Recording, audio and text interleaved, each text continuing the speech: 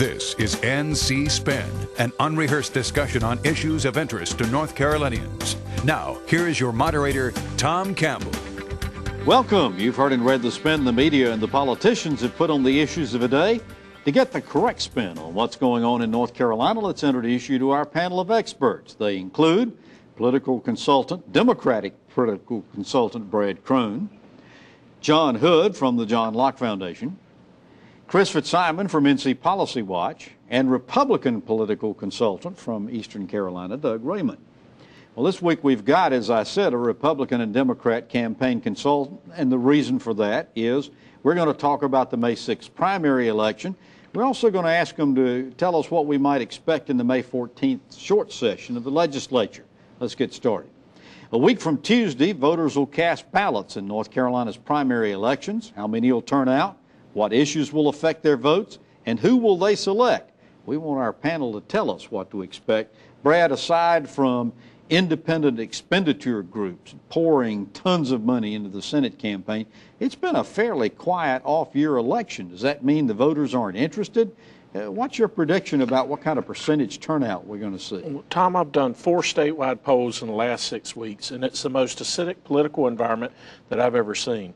Voters aren't engaged. They're disenfranchised. They think the government's dysfunctional. They don't think the bureaucrats are competent, and they've got a lot of disdain for the politicians and elected officials right now. What that's going to translate into as you're going into the primary cycle, an 18 to 20% turnout model. 18 to 20. 20 in the primary, probably about a 38 to 42% turnout model in the general election.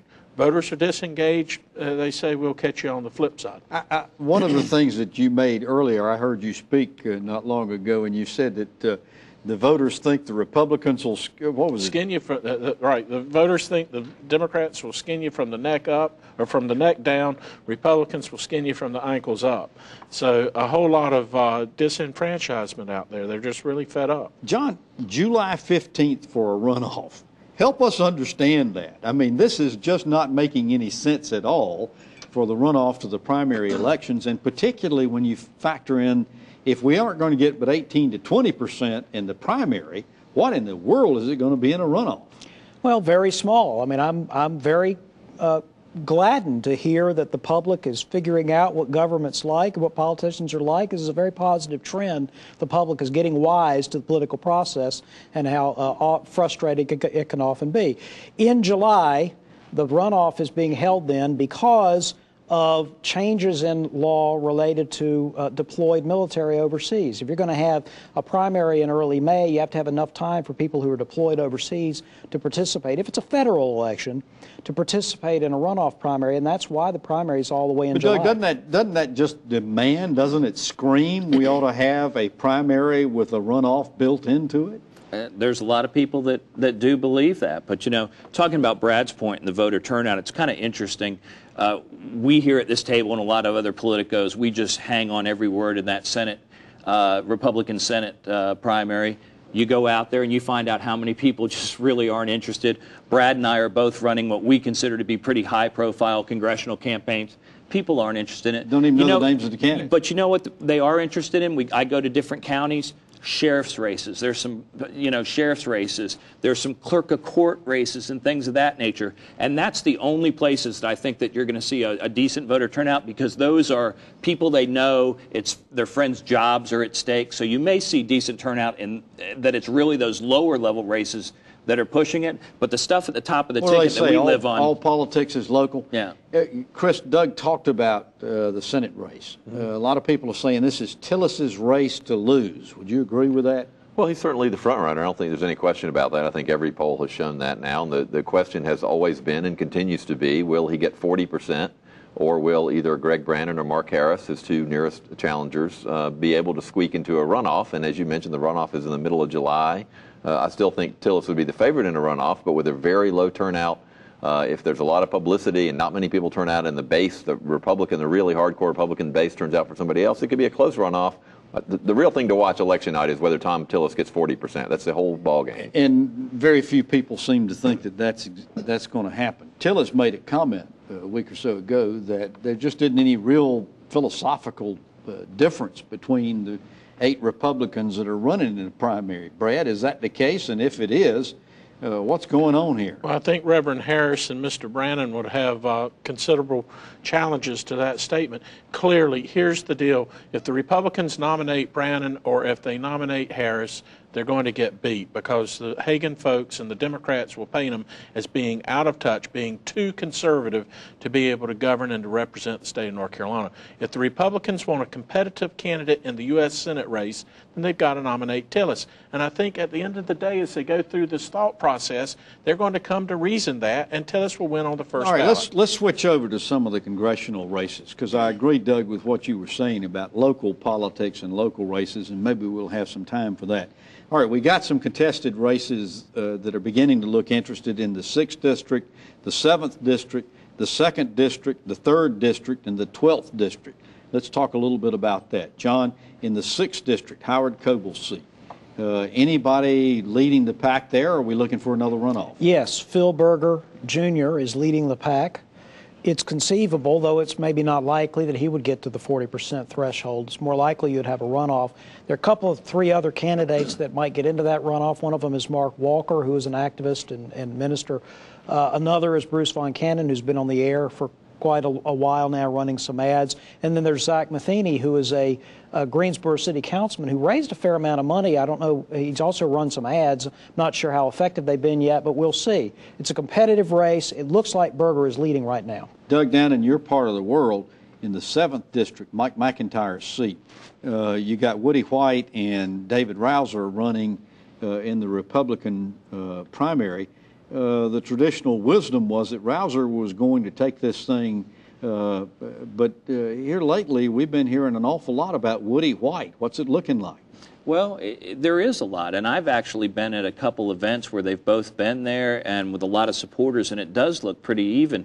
But, you know, if you go by, it seems like Rouser's everywhere. Every time I look at something on the internet, he's there. And the other thing that's curious about it is Rouser's actually advertising outside of his district. I mean, I'm not anywhere close to his district, and my cable system has David Rouser ads on it. So he obviously is just flooding the airways, flooding the internet with his name and hoping name ID is going to carry him over. I want to ask you about the 2nd District.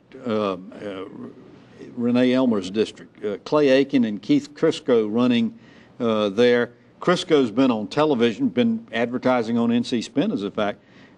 Aiken has name recognition, but hadn't spent any money. And who's leading that? What's the prevailing thinking? Brad might have something that might know. Well, I'm going to ask Brad. But I think, looking at it from the outside, and obviously not with internal knowledge, it certainly looks like Keith Crisco, the former Commerce Secretary, has been running a traditional campaign. He's had television commercials. He's been out campaigning. Clay Aiken, we still haven't seen a television ad, and it seems like at this point he's running on the fact that people know who he is, and he's a celebrity. He does have some high-profile consultants working for him, but not living in the district. It seems like Crisco is running a campaign that we would Brad, expect to win. you work for Keith Crisco. We've got to do a disclaimer there, but tell us what it's looking like. Well, I'm not officially on a campaign, but he's a longtime friend. I've been a kitchen cabinet advisor to him. And last week was the first week that Keith turned the corner. He had to go out and build name identification. You're talking about in the popularity and polls? The popularity polls. And the internal numbers for Keith are looking very good. I think he's going to win the primary. All right, I want to talk about the 3rd District because, Doug, you're working for a candidate that's challenging Walter Jones there, Taylor Griffin. Tell us how that campaign's looking. Well, I mean, from our perspective, we're doing everything we can. We've outraised him. The new campaign reports come in. We outraised Jones for the 2nd time in a row. But don't you find that interesting, though? I mean, Walter Jones has been in the House since Fido was a pup almost. Well, you know, and I'm almost uncomfortable. I mean, I'm not Gandhi, but I hate to have the soul name here without them having a response. But Walter Jones really has kind of alienated himself from a lot of people in Washington, and a lot of people that traditionally would help him have not come to his aid. And Taylor's just done a good job fundraising. But to be fair, if I want to play devil's advocate, I've been down this road before in 2008, and I felt really good on Election Day, and I found out what... It felt really bad on election night. Yeah, you know, found out what running not just against Walter Jones, but the ghost of his dad is. And that's big-time name ID we got to overcome. Talk very quickly, we're running out of time, but talk very quickly about the 12th District, Mel Watt's seat. This is a Democratic primary that's essentially the general election because Mel Watt's retiring and it's Democratic-leaning African-American district. Alma Adams from Greensboro is doing very well, but Greensboro doesn't have a big chunk of the market. And also Marcus Brandon, who's a state legislator from Greensboro, is in the race. On the other end of the district in Charlotte, where more of the bulk of the votes are, Malcolm Graham is now the main candidate, state senator, the only one there. It's a major named candidate. So I think Graham's got a good shot, but it might very well be a runoff. We'll find out. All right. We'll be back and talk about some more with the elections in just a moment. Remember, NC Spin's now being aired on Time Warner cable systems, except in the Raleigh-Durham area. To learn the time and channel listing, consult the ncspin.com website. You can watch us anytime you want to at Time Warner On Demand or the ncspin.com website. We post each week's show on Friday, so you can view us anytime you like. After these messages, we're going to talk about court races. NC Spin will return after these messages. It's important for farmers and hunters to work together. Farmers own a majority of North Carolina hunting land, and besides, we're often hunters too. We share the same North Carolina values that we'll pass on to future generations. We share the desire to enjoy the land and our leisure time. Together, we can respect the land, our natural resources, and our privacy. Every year, North Carolina patients undergo 635,000 same-day surgeries. 72% of these surgeries are performed in our highest-cost hospital facilities, adding as much as $2,000 to every procedure. The state's outdated Certificate of Need law prevents competition from lower-cost, higher-quality same-day surgery centers, inflating healthcare costs and limiting patient choice. Tell state lawmakers it's time to lower healthcare costs now. It's time to make a simple fix to an outdated law, increasing patient choice and lowering healthcare costs now. You can help. Visit reformconnow.com and tell lawmakers it's time for a simple fix to an outdated law. It's time to lower healthcare costs now. Meet the candidate that public policy polling has shown to have the best chance of defeating Kay Hagan this fall. While mayor of Shelby, we cut the crime rate to its lowest rate in 30 years. We created jobs and economic opportunity in an otherwise stagnant economy. I plan to bring the same trust, experience, and determination as your U.S. Senator from North Carolina. I'm Ted Alexander, and I approve this message. We now return to NC Spin. Practically nobody pays attention to court elections, but 4 of the Supreme Court seats and 3 of the Court of Appeal seats are on the ballot this year. Headlining the court races will be the election for Chief Justice to replace Justice Sarah Parker, who's reached the mandatory retirement age. Doug, even though nobody knows the names of most of these candidates, and their races are supposedly nonpartisan, they're pretty important elections.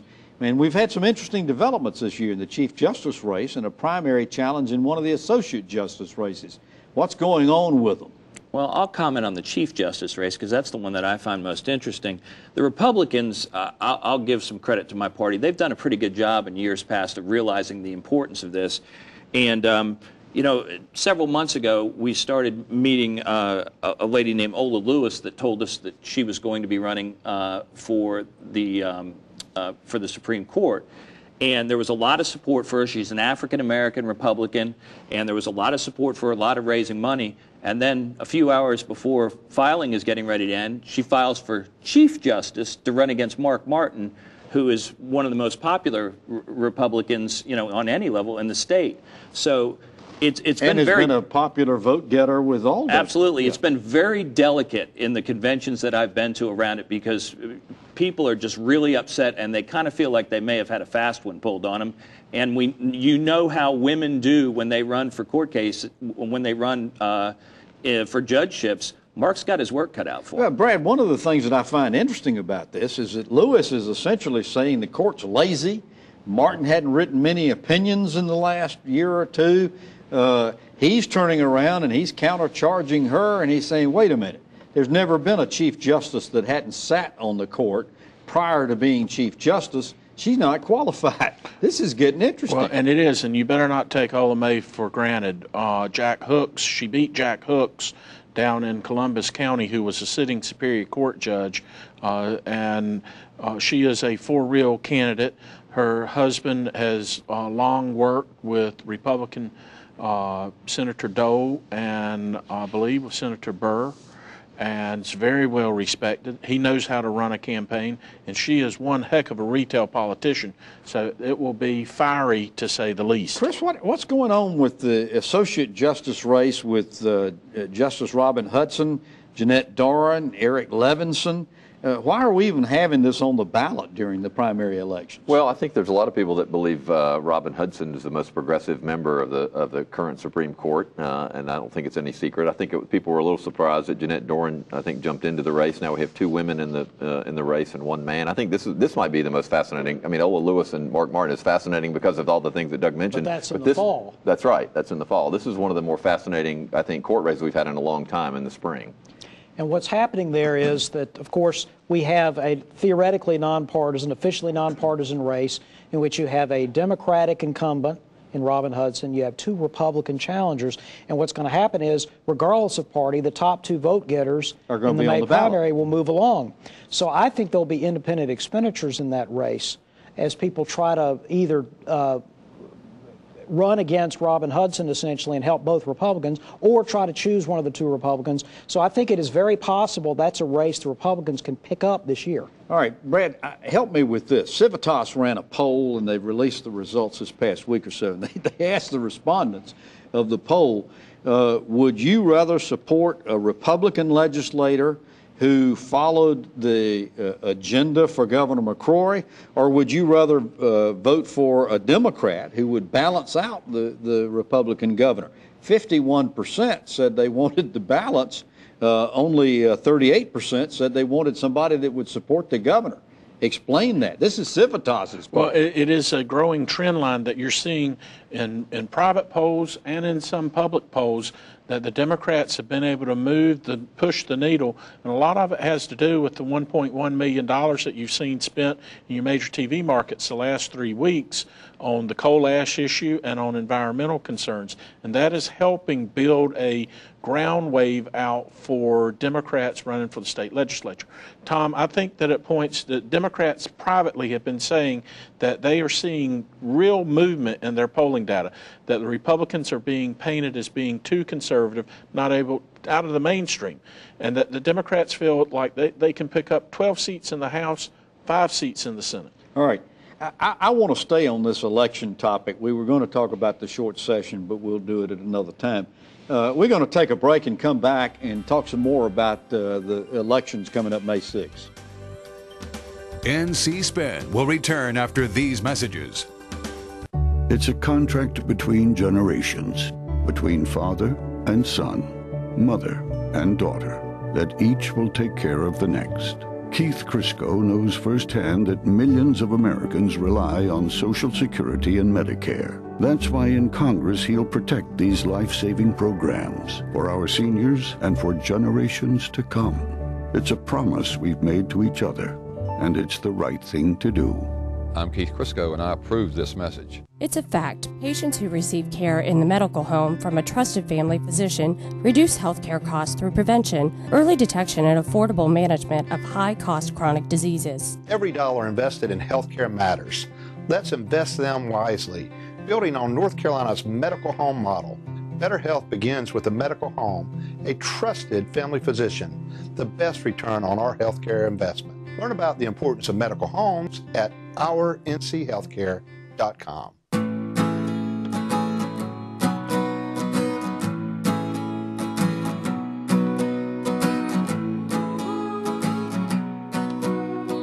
The best part about being a member of a Touchstone Energy cooperative is that it's your Touchstone Energy cooperative. Learn more about the power of your co-op membership at togetherwesave.com. North Carolina's Touchstone Energy Cooperatives, looking out for you.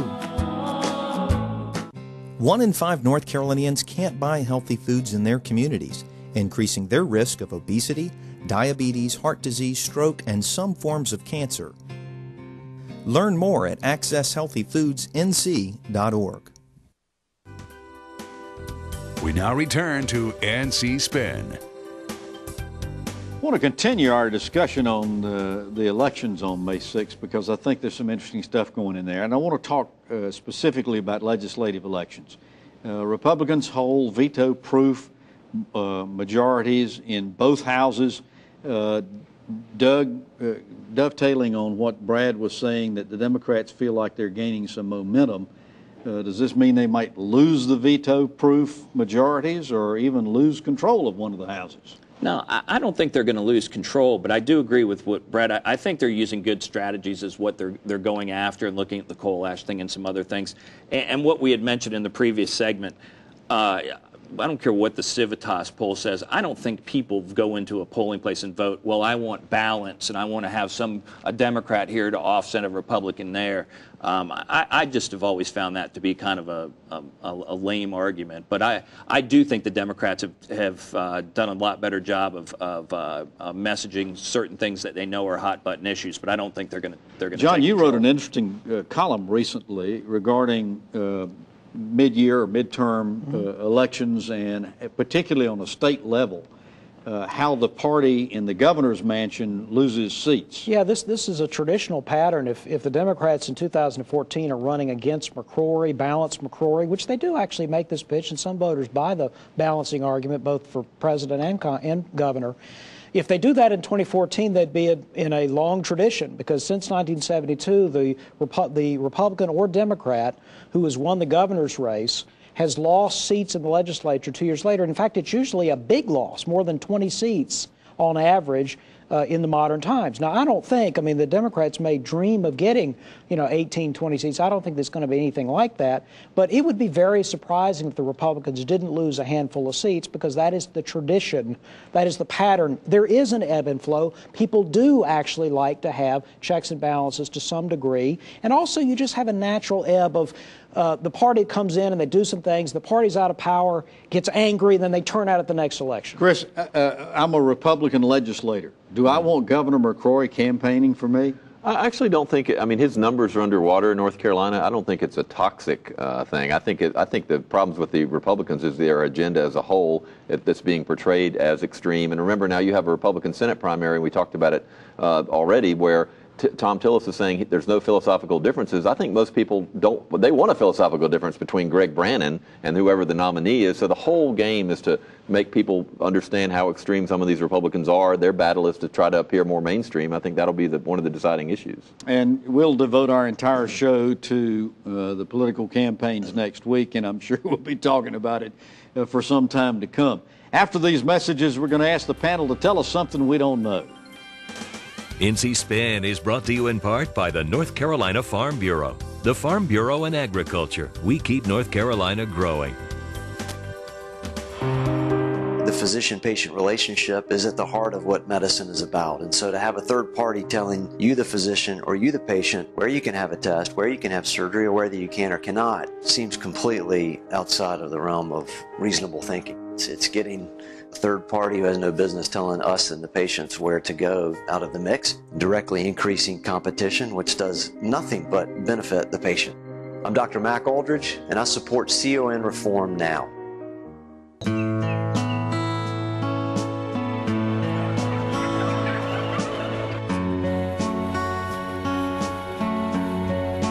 It's true. Farming is different than it was 50 years ago. We know consumers have questions about how our food is grown today. North Carolina livestock farmers want you to know that they're using the most responsible and caring farming practices to feed our state. NCAnimalag.com. One of the best parts of the show is when we ask the panel to tell us something we don't know. They get to choose a topic and sound off. So, Brad Crone, tell us something we don't know. This will be the first election, Tom Campbell, that the Democrats have more independent expenditures than your legislative caucus operations for the House or the Senate. Wow. John. We've talked politics to death today, so I'll change the subject briefly. People say that North Carolina's economy is big in tourism and big in farming. This is one of those things that's a fact that's too good to check. I went and checked it.